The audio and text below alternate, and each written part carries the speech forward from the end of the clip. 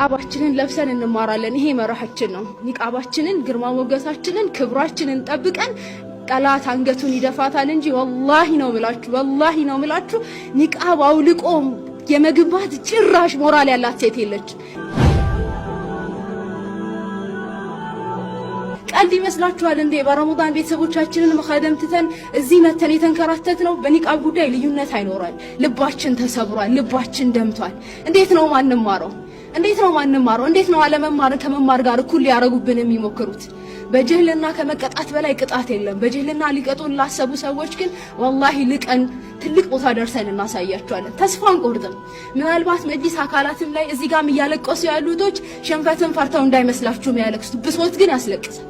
ብሶት ግን ደም ያስነባል። ወላሂ ብሶት ደም ያስነባል። እኛ ጋር ያለው ነገር ደም ያስነባል።